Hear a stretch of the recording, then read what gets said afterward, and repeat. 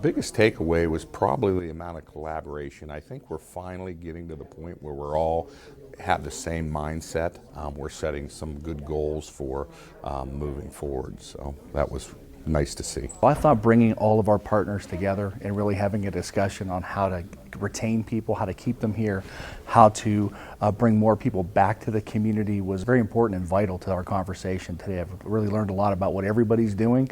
I think a lot of us have these discussions, but the nice thing is we're actually putting them into practice, and we're really bringing people back to the Valley when we have new industries coming, new career opportunities in a lot of our tech centers, our community college and our universities.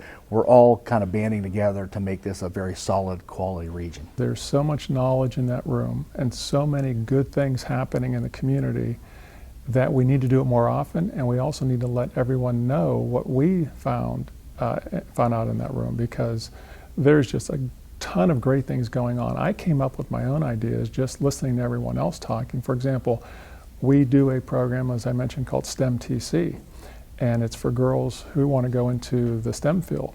And then it dawned on me in that room, why don't we do one for manufacturing? What about people that want to go into the manufacturing field? So I'm going to go back and suggest that we do a manufacturing TC program at our campus to let everyone know about all the different jobs that are out there in the manufacturing field. If we want to do better in our area and in our region, if we want to promote business and industry to come to our area in northeastern Ohio, we have to prove that we have a plan. We do that through innovative educational opportunities, also focusing on creating a better way of life for people, looking at the infrastructure, and making sure we have students who are job ready. So everyone coming to the table and having such a rich conversation and dialogue, it was impressive and also exciting at the same time. I was very happy to hear of all the initiative and collaboration around the table from both educators, employers, as well as community-based organizations. I think it's very important that we know that everyone needs to be thinking about this for our future. You know, we need to retain future leaders, and we need to have living wage jobs for our youth to stay here. But just the sheer numbers of students that need to be interested or to enter the workforce is still a challenge to us. Getting them in the right programming.